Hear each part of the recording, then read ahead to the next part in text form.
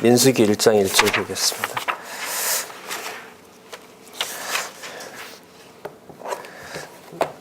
제가 읽겠습니다. 이스라엘 자손이 애굽 땅에서 나온 후 제2년 2월 1일에 여호와께서 시내 광야 회막에서 모세에게 일러 가라사대 너희는 이스라엘 자손의 모든 회 중 각 남자의 수를 그들의 가족과 종족을 따라 그 명수대로 계수할지니 이스라엘 중 20세 이상으로 싸움에 나갈 만한 모든 자를 너와 아론은 그 군대대로 계수하되 매 지파에 각기 종족에 두령 한 사람씩 너희와 함께 하라. 자, 우리 교재를 보시면 776페이지에 보시면 제3절 광야 시련과 교훈 이렇게 나옵니다.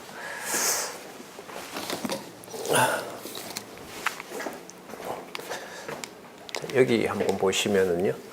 자, 우리 지금 자손 언약 성취 섭리 요거 공부하고 있잖아요. 자, 우리가 창세기 37장에서부터 출애굽기 18장, 그다음에 어제는요. 출애굽기 31장부터 했지만은요. 출애굽기 19장에서부터 레위기까지 시내산 언약 수립. 이제 오늘 이제 민수기 첫 시간에 2시간에 걸쳐서 민수기 살펴볼 겁니다. 자, 그러면 자, 창세기 37장부터 출애굽기 18장까지는 약속한 대로 언약 자손이 번창하는 내용이 나왔습니다. 그 다음에 요거 중요하죠. 신에서 언약 수립은 무슨 의미가 있냐면 언약 자손을 번창시켜 줬으므로 언약 자손이 하나님의 자손이라는 것을 확증해 주기 위해서 애굽의 백성이 아니라 바로의 백성이 아니라 내 백성이라는 걸 확증해 주는 법을 만들어 준 것이 시내산 언약을 수립하신 겁니다. 그러니까 성경은 그런 의미에서 이렇게 해석해도 되죠. 왜 우리가 성경을 배워야 되느냐? 배우게 하시느냐? 내가 하늘에 속한 백성이기 때문에 하늘나라의 법규를 하나님 백성이라는 사실을 확인해 주는 것이 바로 뭐냐 하면 성경인 거죠. 내 소속이 한국 땅 언제부터 태어난 누가 아니라 창세전 소속의 이런 자이고 앞으로 그 땅에 내 지분이 있는, 좀 세상 말로 말하면 그런 자라는 사실을 지금 가지고 계신 성경을 통해서 우리에게 확인해 주는 거죠. 그러면 내가 왜 살고 있는지에 대한 의미는 바로 성경을 통해서 하나님의 자녀라는 사실을 확증해 주는 거죠. 똑같은 사건입니다. 언약 자손 번창을 시켜서 내 백성이라는 사실을 시내산에서 내 백성이라는 언약을 법으로 수립해 주신 것입니다. 그리고 법을 주신 다음에 이 법대로 광야 40년 동안 살게 하십니다. 자, 요거는 무슨 뜻이냐면 제가 어제 약간 극단적인 비유를 들었잖아요. 제가 예를 들면 그 텔레비전에 보면 어떤 사람이 지나가다가 편의점에 그 사장을 막 칼로 이렇게 그거 하니까 들어와서 이제 위험을 무릅쓰고 그 여정업원을 구하고 강도를 잡았단 말이죠. 그러니까 경찰관이 와서 경찰 그 법규에 있는 대로 시민에게 뭐 하는 거죠? 국가의 이름으로 포상을 준단 말이죠. 그런 경우도 있고요. 그런 경우도 있고, 어제 좀 극단적인 예를 들었습니다만, 제가 아주 형사상의 끔찍한 범죄를 저지른 사람으로 제가 사형 선고를 받고 사형수로서 이제 사형을 받았어요. 그랬다 하더라도 나를 사형으로 규정한 것은 뭐냐 하면 대한민국의 법인 거죠. 그러니까 죽어도 내가 누구의 법을 따라서 죽는 거예요. 대한민국의 법을 따라서 죽는 거죠. 그런 면에서 형사상으로 보면 빨간 줄이 가지만은 권리로 보면 어느 나라 사람인 거예요. 그리고 내 후손들이 태어난다 하더라도 걔네들이 대한민국 사람으로 사는데 전혀 지장이 없는 거죠. 걔네들은 나중에 가족관계 증명서를 떼보면 자기네들 아버지가 좀 부끄럽긴 하지만 이 사람이다라고 이렇게 나오는 거 아니겠습니까? 자, 그러면 이렇게 질문을 해드려 볼게요. 1년 전에 자, 이스라엘 백성들의 입장에서 1년 전에 돌아가셨던 할아버지는 어디서 돌아가셨냐 하면 애굽 땅에서 바로의 통치하에서 죽었어요. 1년 후에 예를 들면 옆집 할아버지는, 다른 할아버지는 예를 들면 광야에서 죽었어요. 왜 죽었냐 하면 예를 들면 모세가 명한, 또 모세를 통하여 준 어떤 법을 어겼기 때문에 예를 들면 진노로 죽었다고 해요. 땅이 꺼져서 예를 들면 죽었다고 해요. 두 사람이 다 죽은 건 결과적으로 마찬가지죠. 그런데 달라요, 이게. 본질적으로 하나님의 백성은 뭐 같다고 할 수 있지 몰라도 그 의미로 보면 완전히 다릅니다. 1년 전에 죽었던 우리 할아버지는 누구의 법 아래서 죽은 사람이에요?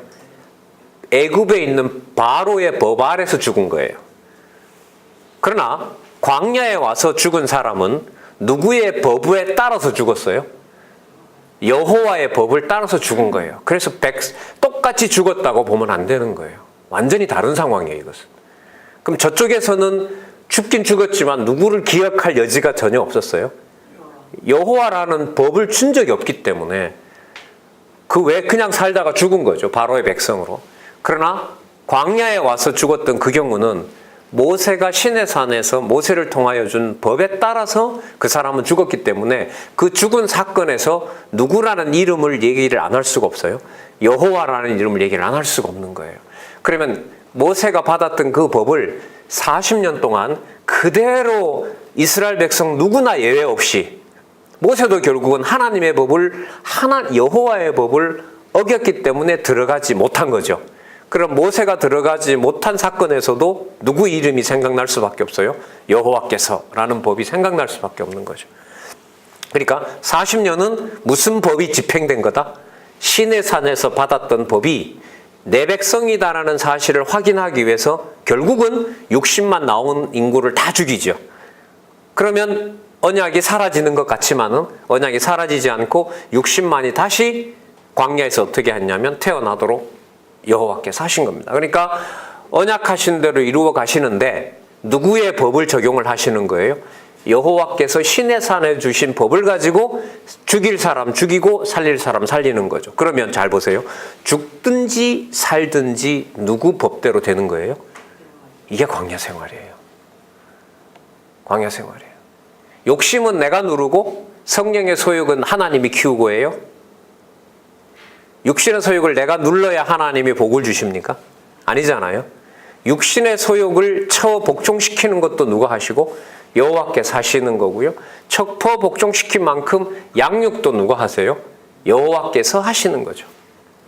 그게 이제는 어떤 특별한 공간이 아니에요. 어디에 있든지 간 누구든지 우리가 무슨 염려를 하건 우리가 어떤 저주를 퍼부어도 하나님께서 하나님의 영으로 하나님의 교회를 다스려 가세요. 그래서 이런 어떤 교회의 의미와 우리가 어제부터 우리 요즘 교회 이러면 우리가 가정교회라는 개념부터 넣지만은요, 이 교회의 말로 여러분 모세가 시내산에서 율법 받을 때도 어느 것 하나도 올신하지 못하게 하고 울타리를 쳐버렸잖아요. 이 경계를 넘으면 죽는다. 절대로 오지 마라. 그게 하나님의 법이 가지고 있는 권위인데 그 법이 우리 로마서에 있는 개념을 좀 쓸게요. 성령께서 오셔서 우리에게 내주하면서 돌판에다 쓰질 않고 신비에다 새겨놨다 그랬잖아요. 생명의 성령의 법은 신비에 새겨 있는 거예요. 그림자 법도 저렇게 관리를 해서 60만 다 죽이면서 하나님의 법을 집행해 갔는데 성령께서 관리하는 법은 오죽하겠습니까? 그래서 어떤 약속을 하냐면 신비에 새겨졌을 때는 누가 옆에서 귀에다 대고 너 성경 공부 열심히 해라, 율법 공부해라 이런 말을 안 해도 된다는 거죠. 왜? 전부 어디에 새겨 있으니까. 여기 새겨져 있고 그게 다 드러나는 거기 때문에 누구 보고 강압적으로 의무적으로 뭘 배워야 된다라는 구도도 사실 아닌 거예요. 그래서 이게 그러면 성경을 우리가 누구한테 이렇게 저처럼 전달하는 건 당신이 가르치는 것이 아니냐, 당신이 가르치는 게 아니냐, 가르치는 게 아니냐라고 할 수 있을는지 몰라도 성경은 그걸 주관해 나가는 분이 누구다라는 걸 더 강조해요. 성령이라는 사실을 더 강조하죠. 그래서 성경신학에서 우리가 주관자가 누구다? 보혜사 성령이다라는 것은 모세를 세워놨던 권위에 비교할 바가 아닙니다. 왜요? 예수 그리스도의 영이 와서 통치하기 때문에. 그래서 오늘 이래저래 좀 세상 이런저런 얘기하다 보면 자기 고백이긴 하지만은 저도 서울에서 겪고 제가 신앙생활하면서 겪었던 거 우리 서로 나누고 이러지만은 그 얘기를 우리가 편하게 듣고 또 우리가 그 의미를 새길 수 있는 어떤 성경 강론할 때도 그렇고요. 또 우리가 여러 가지 세상살이에 대해서 우리에게 겪게 했던 하나님의 그 어떤 섭리 과정을 얘기할 때도 그 속에 역사하시고 그 섭리를 그것을 엄격하게 섭리해 가시는 여호와 하나님, 그리고 지금 보혜사 성령의 주관하심에 글쎄요 뭐 좀 민감하도록 성령께서 하신다라는 내용을 또 한번 말씀을 드립니다. 자, 그러면 저 구조 아시겠죠? 자, 생육 번성시켰어요. 내 백성인 걸 신의 법으로 확인했어요. 그 법대로 광야 생활을 사는 거죠. 그러면 목적이 보세요. 가나안에 휙 보내가서 40년 돌리지 말고 뭐 거의 다 왔으니까요. 1년 지나면 거의 충분히 들어가. 열흘길이면 되는 거리니까. 열흘길이면 되는 길을 왜 40년 돌렸느냐? 목적이 가나안 자체에다 두는 게 목적이 아니에요. 이 60만에게 이게 내 백성이기 때문에 60만 죽이면서도 그 죽으면서도 누구를 깨닫게 하는 게 목적이에요? 여호와를 깨닫게 하는 게 목적이기 때문에 가나안에 바로 데리고 가면 하나님의 백성이다라는 사실을 교육할 시간이 없잖아요. 그러니까 60년 동안 애굽에 있었던 구습은 다 빼버리고 그러면서 참 재밌는 거죠. 그러니까 애굽에서 나온 사람들이 광야에서 모두 다 죽는단 말이에요. 여호수아 갈렙 빼고 모두 다 죽으면서 누구 백성으로 죽는 건 아니에요. 여호와의 백성으로 아니 바로의 백성으로 죽는 것이 아니라 누구 백성으로 죽어요? 여호와. 그러니까 자기 백성이 맞는 거예요. 뭐 그 사이에 누굴 택해가 그건 우리 소관이 아니잖아요. 이게 얼마나 재밌어요. 우리 생각은 이런 거죠.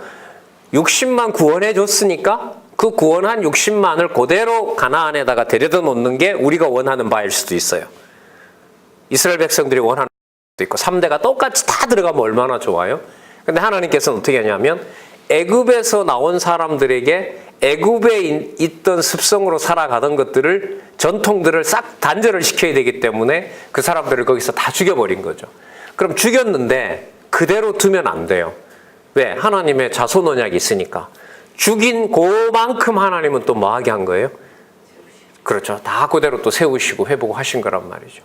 그러니까 애굽에 있는 습성들은 습성대로 죽여버리고 다 진멸해버리고 다 쓸어버리고 청소해버리고 하나님께서 원하는 백성으로 만들어서 태어나게 해서 어디로? 가나안에 갔다가 이제 살려놓는다는 거죠. 그러면 새로 태어난 사람들은 또 자라난 20세 이후부터 20세 이하에 있던 이런 사람들은 뭘 봤겠어요? 광야에서 죽는 것도 봤지만은 과거에 있었던 애굽에서 모세를 통하여 하나님의 법을 받은 적은 없거든요. 그러니까 광야 생활에서는 누구 법을 가지고 그야말로 자기 할아버지, 할머니 혹은 아버지, 어머니가 죽는 걸 보겠어요? 모세가 준 법, 누구의 법? 여호와께서 주신 법을 가지고 우리 할머니, 할아버지들이 죽어가는 걸 보는 거죠. 근데 과거 세대들은, 애굽에 살던 세대들은 그런 경험이 전혀 없는 거예요. 전혀 없는 거예요. 그러면 한번 잘 보세요. 어차피 사람이 한번 태어나 죽는 건 똑같다고 하지만은 누구의 법을 기억할 수 있고 누구의 법을 볼 수 있고 없고의 차이는 커요. 여호와의 법을 알고 모르고 차이는 엄청나게 큰 거죠. 이런 말씀 드리면서 생각나는 게 진짜 이 법을 외부에다가 그냥 교회 만들어서 하는 외형에다가 맞춰버리고 거기에다가 시간과 그 돈을 다 쓰면서 그렇게 지나왔던 날들이 한편으로 보면 아이고 그때 그 사람 잘못 만나서 그 목사 잘못 만나서 이렇게 됐다는 건 다 그거는 이제 현상적인 거고요. 여호와께서 결국은 시간이 지나면서 누구의 살아계심과 누가 주시는 은혜? 여호와께서 살아계시고 여호와께서 매 순간 기억날 수 있는 것이 얼마나 큰 복인가를 얼마나 큰 행복인가를 알게 해주시는 거라고 보면 되죠. 그러면 행복의 척도가 진리의 말씀이 최소한 우리 가정교회에서부터 선포가 되느냐 안 되느냐라는 게 가장 큰 복인 거죠. 물론 선포된다고 해서요. 가르쳐줘야 된다고 해서 그게 24시간 다 그런 문화가 지배한다는 게 아닙니다. 여러분 나도 내가 관리가 안 되는데 나도 나에게 준 만큼 깨닫는 거고 나를 통해서 주신 가정도 하나님 주신 만큼 깨닫는 거죠. 뭐 욕심을 낸다고 될 일도 아니고 포기한다고 해서 뭐 되는 일도 아니고 안 되는 일도 아니고 여호와께서 안 되는 일이 뭐가 있겠어요. 자, 약간은 좀 신앙적인 어떤 것까지 우리가 고려를 하면서요. 자, 이 논리적 흐름 중요하죠. 내 백성이다. 그래서 내가 법 줬다. 그 법대로 너희들은 뭐 한다? 죽기도 하고 살기도 한다. 그게 민수기서예요. 그게 40년이에요. 우리가 보통 40년을 어디에 비유합니까? 우리 인생에다 비유하잖아요. 거기까지는 좋아요. 뭐 다 그래도 쳐요. 무슨 인생 그러면?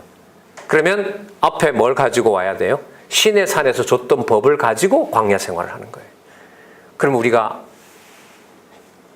진짜 광야 같은 세상을 살면서 하나님이 그때마다 뭐 오늘은 이렇게 우리가 약속해서 한 달에 뵌 거고요. 각자 집에서 어떤 부분은 강론의 안내를 안 받아도 성경 바로 볼 수 있는 부분도 있고, 어느 부분들은 아직 내가 경험해보지 않는 거니까 누구의 안내를 따라서 배울 수도 있고, 그 각자 주신 상황에서 성경의 권위가 회복되는 거, 이게 여러분 이게 진짜 가슴 벅찬 일이죠. 500년 서양의 기독교를 성경 교육을 문 닫아버리고 이제 한국에서 진리의 말씀의 가르쳐지고 또 전해지도록 하는 일을 우리가 보고 있다, 이런 생각을 또 하게 됩니다. 자, 그러면 그래서 그 776페이지에 보면 광야 시련의 교훈이라고 이렇게 나옵니다. 자, 그럼 먼저 광야를 걸어가도록 이제 준비하시는 내용이 나타나는데요. 거기 보면 대열 정비라고 나오죠. 778페이지 1장에서부터 4장까지. 그죠? 여러분, 대열, 이거는 뭐냐 하면 어디 용어죠, 이게? 군인 용어거든요. 그러니까 이게 한번 잘 보세요. 이게 말이 맞는가 안 맞는가. 뭐 전차도 없고 창도 없고 칼도 없는데 하나님께서는 이제 그 홍해를 건너서 광야에 왔단 말이에요. 그 오합지졸 같은 이 이스라엘 백성들을 하나님께서는 모세를 통하여 뭘 정비시킨다? 군대 숫자를 헤아리라는 거예요. 20세 이상으로.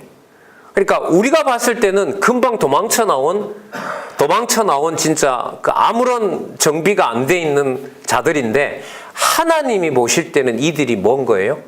군대인 거예요. 정규군인 거예요, 쉽게 말하면.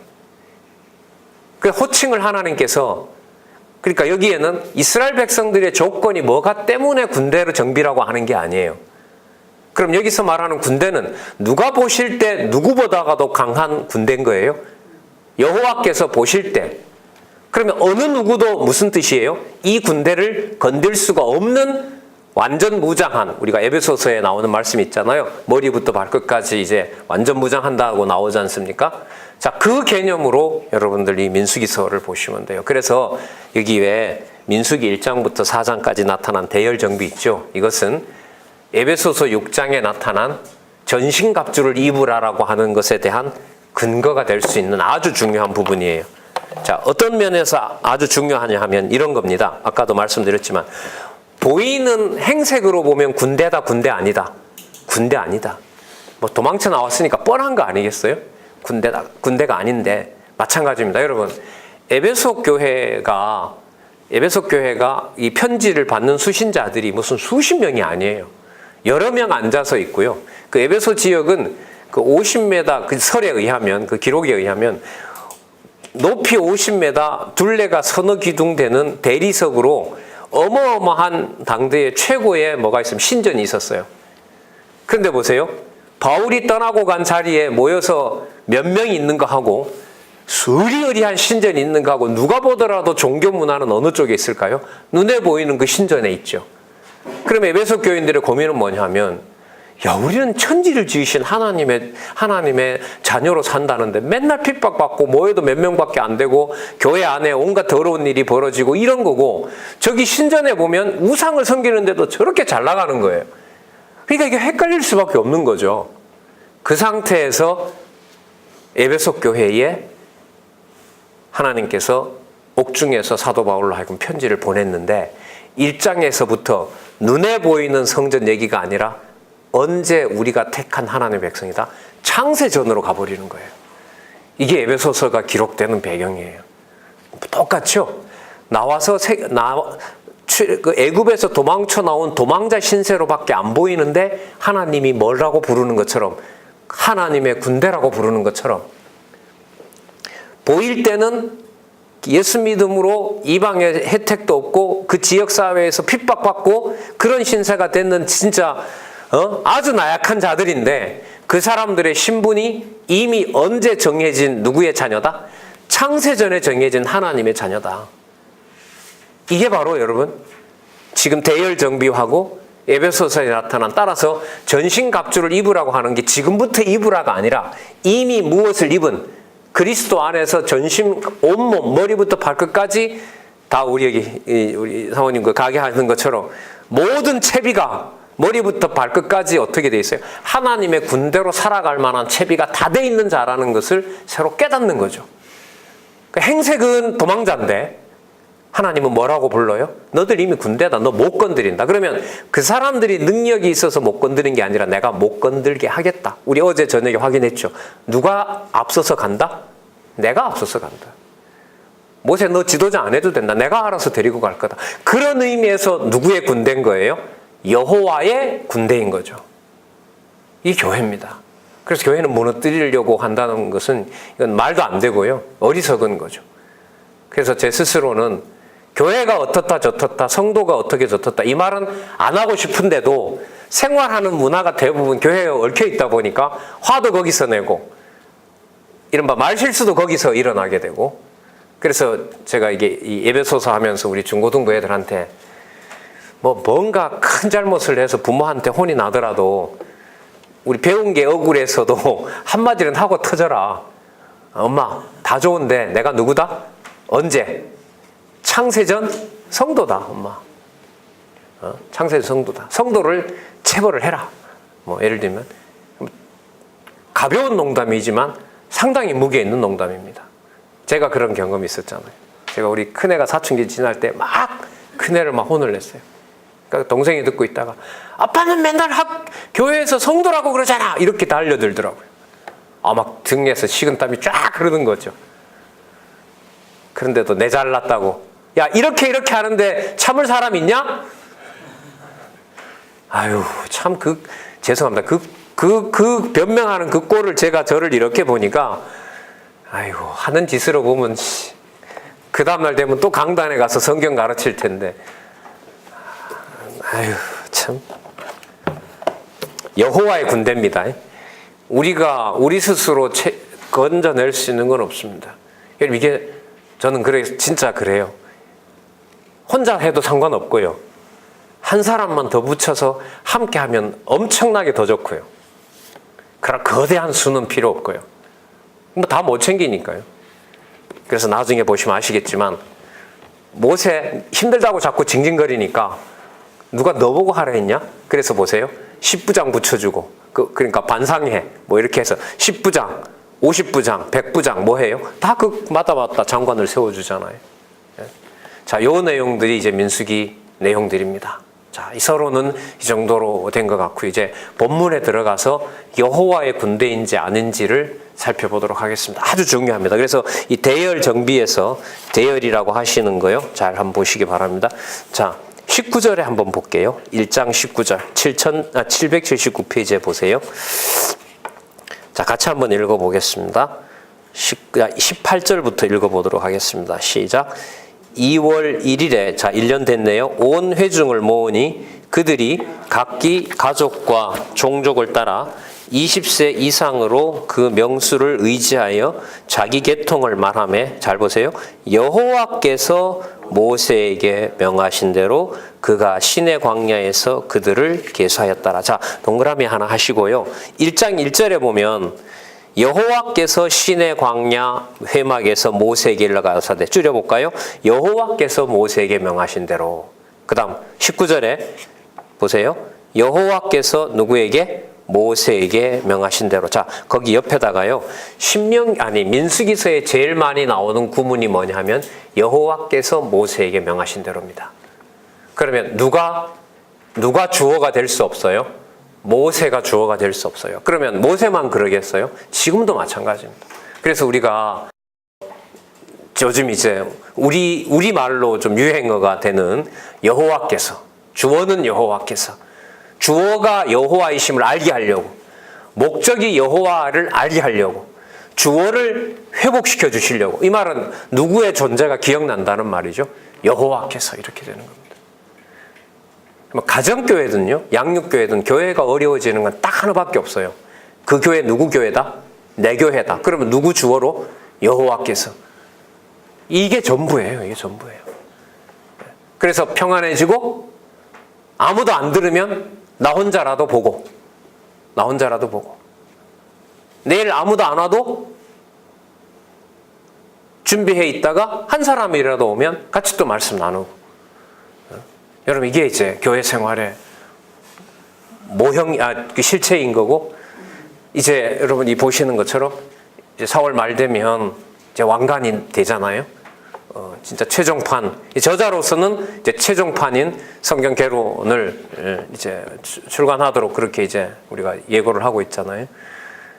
어디에도 유례 없는, 수천 년 동안 메시아 기다렸던 유대인에게 먼저 준 게 아니라 그 극동 이방 땅, 이 작은 땅에 성경을 처음서부터 끝까지 전부 다 여호와께서라는 주어로 보게 한 거, 이거는 어마어마한 일이에요. 아무리 봐도.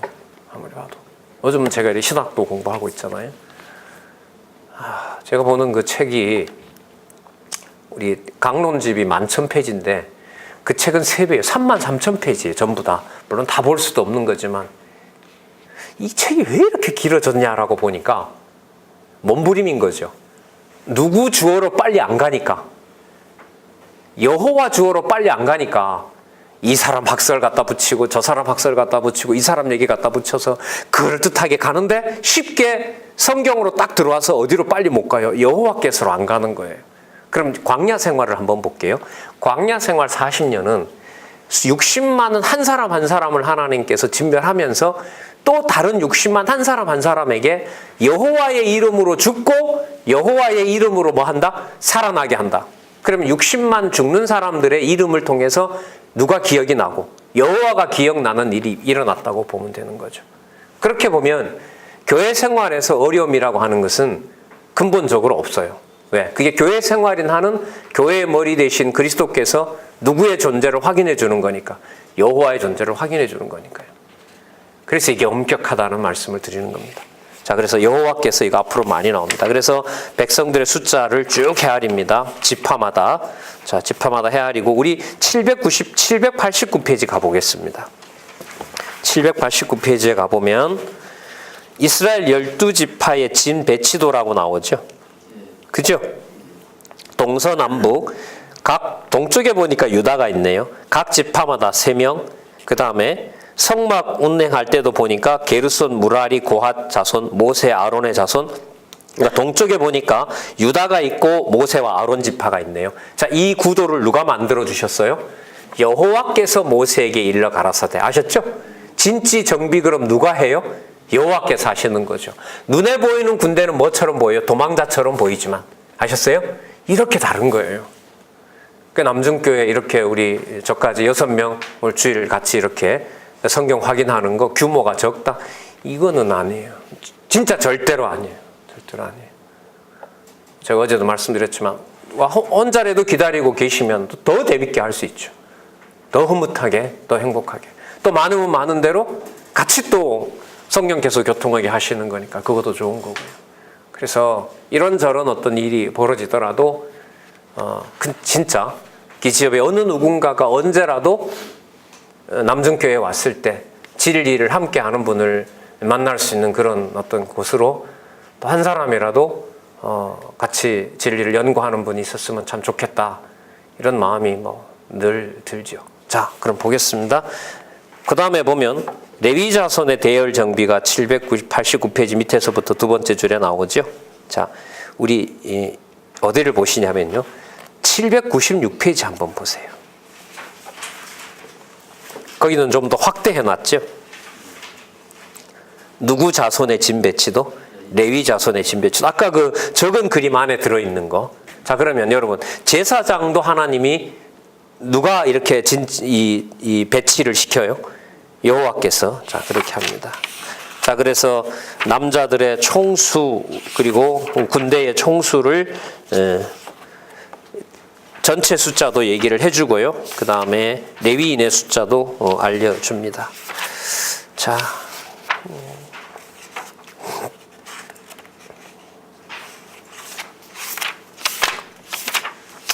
숫자가 그렇게 중요한 건 아닙니다만은 그래도 나왔으니까요. 2장 32절 한번 볼게요. 2장 32절.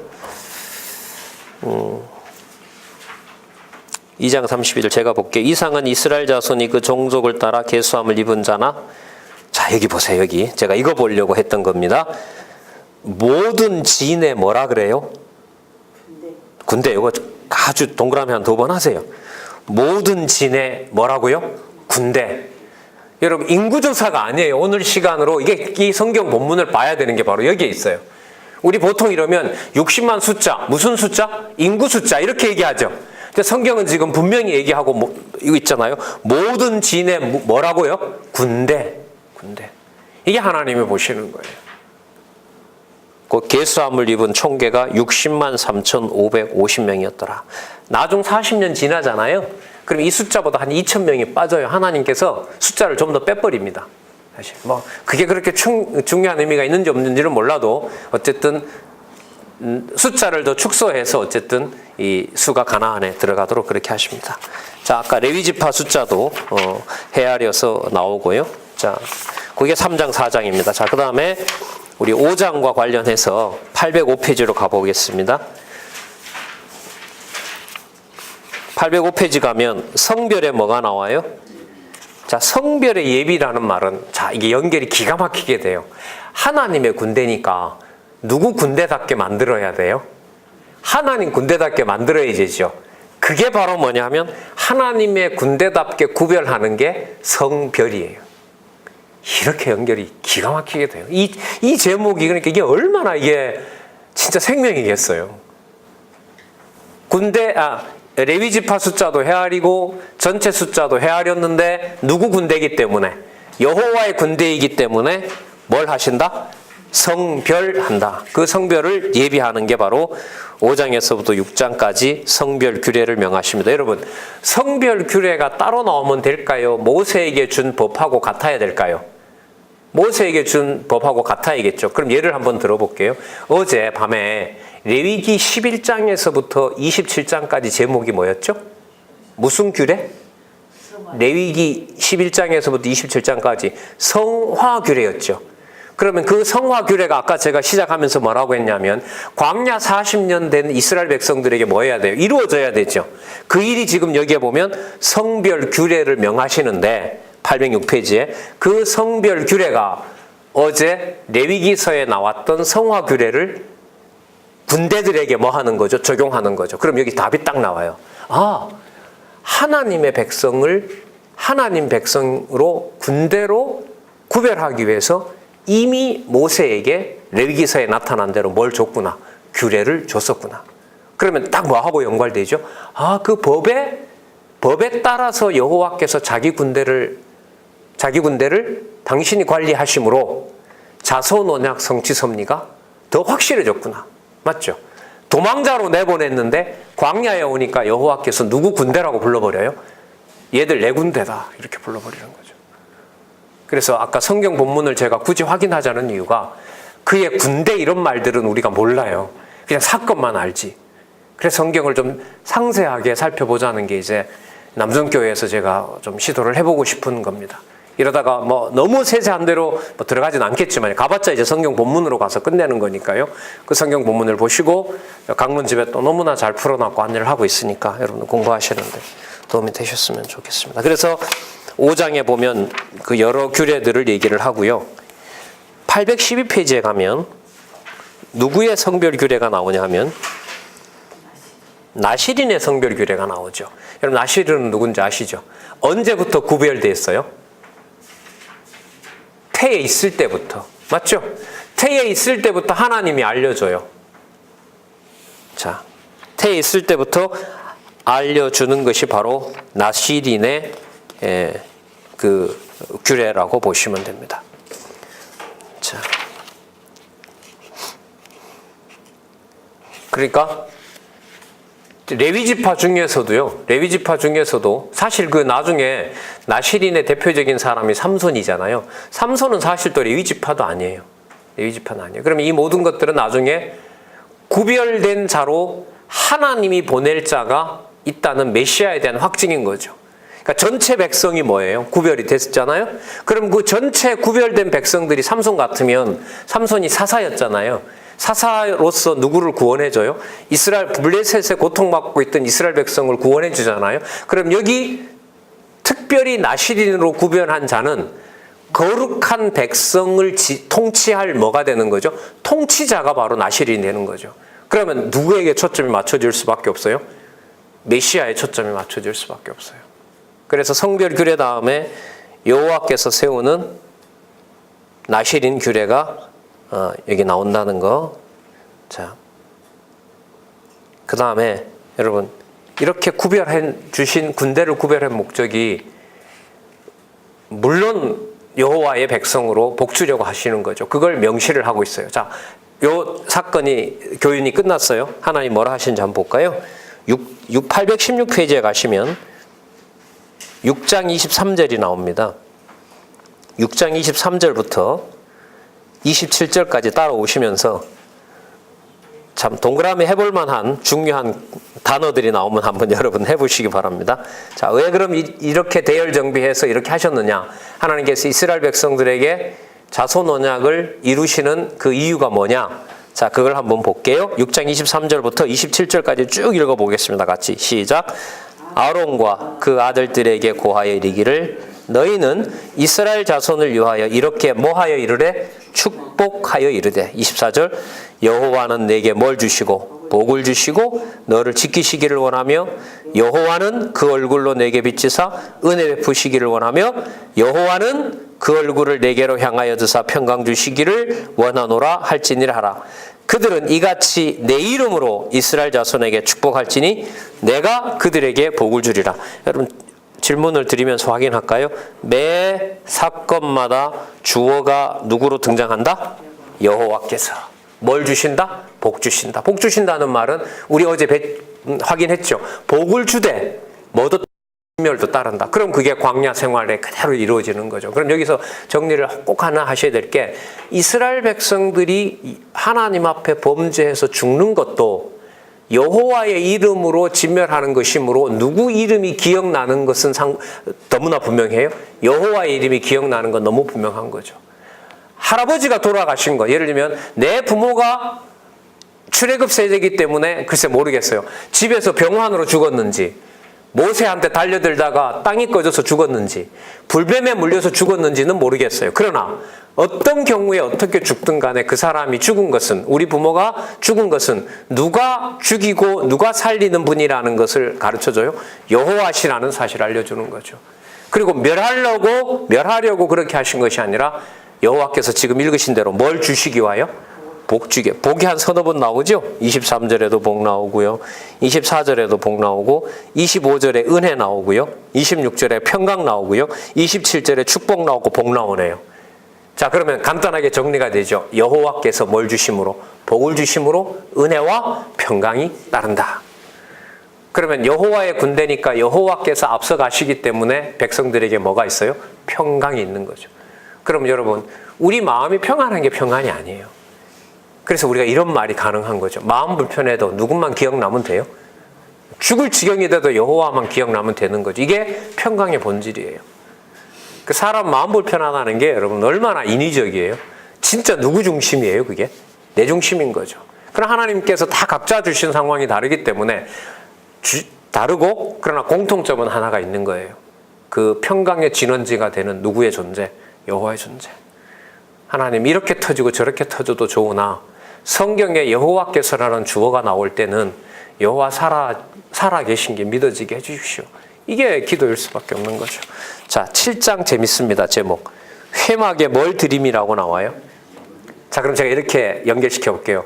성별했으니까 여호와가 뭘 받아줘요? 예물 받아주죠. 이렇게 탁탁 간단하게 정리가 돼요. 이게 본문을 알게 될 때까지는 좀 더 확인할 때까지는 이렇게 이제 확신 있게는 못해요. 그래서 우리가 좀 우리 장 집사님이 좀 여기 연세가 더 적지만은 나이가 적지만은 우리가 젊었을 때 성경 본문에 좀 더 우리가 매진하자 이런 권고나 이런 걸 우리가 하지요. 사실 저 연세가 높으신 분들도 보면 그것도 이제 좀 이것도 뭐 인간적인 우려죠. 하나님께서 뭐 눈수술 몇 번 해서라도 뭐 보게 하고, 눈수술해서도 보고 싶은데 뭐 못 보게 하기도 하고. 하나님의 교육 방법이 무슨 뭐 우리 눈이 좋고 안 좋고 있겠습니까만, 어쨌든 주신 상황으로 보면 더 공부할 수 있도록 안내해 주시기를 바라는 거죠. 825페이지에 가면 누구의 봉사규례가 나옵니까? 레위인들의 봉사규례. 자, 그럼 순서가 이렇게 돼요. 자, 군대로 확인했어요? 백성들을 어떻게 했어요? 구별했어요? 구별했으니까 여호와를 섬기도록 여호와께서 복 주신다고 했으니까 여호와께 뭐 해야 돼요? 제물 드려야 되죠? 자, 그런데 제물을 드리는데 마음대로 드려요? 못 드려요? 못 드리죠. 그러니까 8장에 보면 누구의 봉사규례가 나와요? 레위인들이 이렇게 해줘야 받아져요. 이게 얼마나 논리적이에요, 이 순서가. 제가 논리학 좀 가르쳤잖아요. 이야, 진짜 성경이 논리적이다라는 말이 진짜 남다르게 다가오는 날이 참 많았었어요. 논리학 수업, 세상 어떤 논리나 말의 논리 같은 거 이렇게 한 3시간 강의하고 오잖아요. 그럼 뭐 어떤 때는 뭐 재미도 있기도 하고 뭐 학생들하고 호응이 잘 될 때는 뭐 그러게 됐는데, 결과적으로는 뭐 이거 이 말이 이렇게 논리적이다라는 게 이게 뭔 의미가 있지 나한테? 근데 예, 그러면 성경이 하나님 말씀이라면 그런 세상 논리보다가 더 논리 정연해야 되는 거 아니야? 그래야지 당연히. 그 진짜 보니까 뭐예요 이게? 하나님의 머릿속에 들어있는 계시의 논리가 있는 거죠. 일부러 보시는 이거예요, 이거. 이거 어느 것 하나를 따로 여러분들 떼낼 수 있는 게 있어요, 없어요? 없잖아요, 이 그림이. 저 동그라미처럼. 어느 것 하나 여러분, 아담 혼자 따로 놀고, 아브라함 혼자 따로 놀고, 성령께서 혼자 따로 계시고, 이런 게 아니에요, 이게. 모두가 다 연관되어 있는 거란 말이죠. 급기야 어디까지요? 창세전까지. 영원한 생명까지.